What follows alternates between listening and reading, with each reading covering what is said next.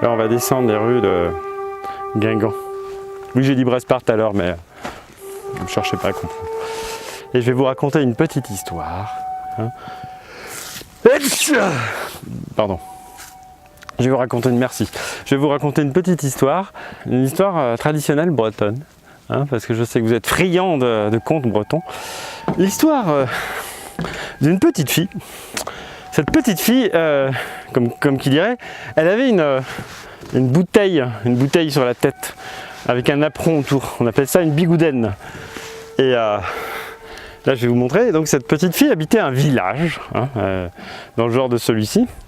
Alors, je ne pourrais pas vous garantir que c'est exactement ce village, hein, mais on va dire que c'est à peu près ça. Là, on va dire qu'il y a la petite bigoudaine avec sa bouteille en verre sur la tête et son apron qui habite là. Et elle avait une grand-mère, enfin une mère grand, qui habitait à peu près là, juste au pied de la montagne. Et du coup, sa mère, parce qu'elle avait une mère aussi, puisqu'elle n'avait pas été exterminée par les Turcs, qui était bretonne de naissance, alors que sa grand-mère était arménienne, oui, c'était un petit peu compliqué. Sa mère, donc, lui propose d'aller apporter à sa mère grand quelques petites confiseries, des loukoums, et un peu de miel, et du mastic. Oui, parce que les gens là en Bretagne, ils aiment bien manger du mastic. Elle entreprend de parcourir la forêt. Alors nous, ce qu'on va faire, c'est qu'on va descendre rejoindre la forêt. Enfin, on va pas aller dans la forêt, parce qu'il n'y a plus de forêt. On va descendre en fait des rues des villes, du village, où habitait la célèbre petite bigoudaine avec ses bouteilles en verre et son apron. Alors en attendant, je peux quand même vous montrer. Voilà, là c'était la maison du grand méchant loup, les Byzantins. Voilà, qui a été mangé par les Chinois. Et là vous avez une jolie lumière. Oui, je sais pas ce qu'ils venaient faire par là les Chinois, mais en tout cas il y avait des Chinois aussi. Oui, j'ai vu des... Si vous regardez bien les formes des maisons, on peut pas douter là-bas. Alors attendez, je vais essayer de vous la montrer. Hop, si je me redresse. Voilà, là vous voyez ce toit là. Je suis sûr que c'est une maison chinoise. Vous avez vu ce chapeau pointu là? Ça peut être que chinois. Le petit chaperon rouge, et ben, il a fallu qu'il traverse cette forêt. Ah. Et de qu'est-ce qu'il il traverse la forêt, et dans la forêt il raconte ah mon Dieu, ah. Et ben j'ai plein de fourmis sur la main, mon Dieu. Voilà, ça y est, je suis un massacreur de... Vous allez voir, à tous les coups, je vais me faire annexer par la Grèce. Oui, parce qu'après les Grecs ont récupéré, je sais ce que je vous ai pas dit, c'est que... des bruits bizarres ici. C'est un escargot, ça fait un bruit... L'escargot, il a fait un bruit de souris. Mon Dieu. Donc ce que je vous ai pas dit, c'est que après les Grecs, ils ont récupéré la Bretagne. Oui, c'était un peu compliqué. Bon, après les Bretons se sont un peu émancipés. Ben, ils ont eu, j'ose pas trop l'avouer, mais ben, voilà, ils ont eu un estival, du coup, les Grecs, ils ont eu un peu leur fierté, ils ont pas trop voulu garder ça. Donc le petit chaperon rouge bigoudin, du coup, il a entrepris de traverser la forêt, et il a traversé la forêt sans tomber. Parce que c'était pas évident, il y a des cailloux partout, il y a des vipères, il y a des scorpions, enfin c'est monstrueux. Il y avait un type qui l'attendait dans un café, c'était un gros barbu avec des poils partout sur la poitrine, vous voyez, regardez. Moi là c'est... Voilà, je vous montrerai pas, il y avait juste 3 poils là. Et ben lui, c'était comme ça sur sa poitrine, c'était pas comme là, c'était vraiment monstrueux. Il lui a offert à boire, et il lui a fait des avances. Et puis à un moment, ils ont fait l'amour, comme des bêtes. Ils ont fait des choses que personne n'aurait imaginées, parce qu'en fait, le barman en question était un sorcier. Un sorcier, mais pas n'importe quel sorcier, puisqu'il s'agissait d'un sorcier celte. Oui, vous avez vu comment je dramatise bien la scène, hein, c'est pas mal. Il lui a révélé le lendemain au réveil qu'il lui avait jeté un sort. Oui, bah oui. Il lui avait jeté un sort de façon à ce qu'elle n'aime jamais que lui, et que de lui seul, elle aurait des enfants. Ouais, c'est lamentable. Alors vous savez pas faire de bruit, vous voyez le chat là-bas. Il est en train de manger n'importe quoi. Je crois qu'il vient de me voir. Chut. On va pas faire de bruit. Mais chut, taisez-vous, bon sang. Oh là là. Un chat noir et blanc, il me porte à moitié malheur. Imaginez peut-être qu'il a rencontrer le petit chaperon rouge bigoudin. Qui c'est? Chut. Ah, il s'en va, le traître. Courons-lui après. Le chat! Mais non, ça marche pas.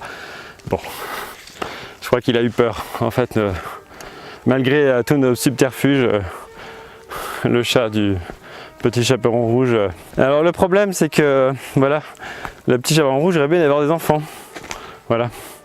Parce que c'est pas le tout, mais la mère grand, elle était un petit peu exigeante quand même. Elle était ouais, quand est-ce que tu nous apportes des petits enfants et quand est-ce que gna gna gna, tout ça. Et puis le petit chaperon rouge un peu saoulé, du coup, parce que c'est quand même assez pénible une mère grand qui vous répète tout le temps gna gna, quand est-ce que tu vas te marier, blablabla, blablabla. Vous avez commencé en Bretagne, hein, ils sont chiants les vieux. Oui, bah je sais, bah je vieillis, je suis de plus en plus chiant, alors c'est bon. Hein. Imaginez un petit peu l'histoire de ce lieu où est passé le petit chaperon rouge, bigoudin, avec ses bouteilles en verre sur la tête. Le petit chaperon rouge qui voulait avoir des enfants pour répondre à une exigence sociale, Brace Post. Donc le petit chaperon rouge, bah, il ne pouvait pas avoir d'enfants avec ce monstre qui avait... Mais le problème, c'est qu'il était stérile. Donc elle ne pouvait même pas avoir d'enfants, réaliser ses rêves. Donc déjà, elle était obligée de se marier avec lui, qui était quand même un gros enculé, il faut bien le reconnaître. C'est un peu traître, avouez-le. Mais en plus, hop, vous avez vu, c'est sympa là. Hop, petite rue. Mais en plus, il faut bien le reconnaître, c'était quand même pas drôle. Donc, qu'est-ce qu'elle fait, le petit chaperon rouge? Elle lui explique au barman, sorcier celte et tout ça, qu'il faut en finir avec la malédiction. Bah, du coup, il était bien dans la merde. Alors, qu'est-ce qu'elle a décidé? Eh ben, de tout simplement piéger le petit déjeuner de son traître de mari grâce à un subterfuge très très simple. Tout simplement, vous allez comprendre, vous allez voir, c'est tout con. Ben, c'est que les années, elles ont passé. Et que c'est que la grand-mère, entre-temps, eh ben, elle est morte. Donc du coup, elle pouvait garder le miel pour elle. Bon, après, peut-être que c'était elle a un peu cherché aussi, peut-être que c'était du super miel et peut-être qu'elle voulait le garder. Elle a décidé de l'empoisonner avec le dard des abeilles, de façon à tuer son traître de mari. Bah, le lendemain matin, au réveil, elle a mis un petit réveil sur vibreur et elle avait planqué dans sa petite bouteille sur sa tête, pendant la nuit, elle avait planqué le poison, enfin le miel. Et du coup, dans ses Weetabix ce matin, parce que, évidemment, comme tout druide irrespectueux, malsain qui se respecte, ce malheureux homme avait la fâcheuse tendance à manger ses Weetabix sucrés. Du coup, le lendemain matin, le monsieur il descend de son lit, ah t'es déjà levé et tout ça, gna gna gna. Vous savez comment ça se passe dans les vieux couples. Hein. Oui, parce qu'à ce moment-là, il se passait pas mal d'années entre le moment où la mère grand est morte et en fait elle avait au moins 75 ans quand elle a décidé de passer à l'acte. Sachant que voilà, autrefois en Bretagne, les femmes pouvaient avoir des enfants jusqu'à 80, 85 ans, voire 90 ans. C'est après l'influence, quand il y a des gens qui commençaient à boire du vin, que tout ça s'est un peu délité. Mais du coup, bah, il a râlé, tout ça, gna gna gna. Il a fini par manger les Weetabix. Mais contrairement à ce qu'avait espéré notre chaperon rouge, il n'est pas tombé dans les pommes. Il est resté tout à fait conscient. Certes, il s'est senti un petit peu faiblounet, vous voyez, un genre... C'était un peu con pour elle parce que il a commencé à s'énerver, il a commencé à casser des trucs, du coup il a renversé son bol de Weetabix. Vous vous rendez compte un peu? Il a renversé son bol de Weetabix. Mais elle s'est pas démontée. Hein. Qu'est-ce qu'elle a fait? Elle a enlevé sa coiffe de la tête et elle l'a assommé. Enfin, elle a essayé d'assommer son futur ex-mari, parce que du coup s'il meurt elle peut demander le divorce, c'est ça qui est pratique avec les lois en Bretagne.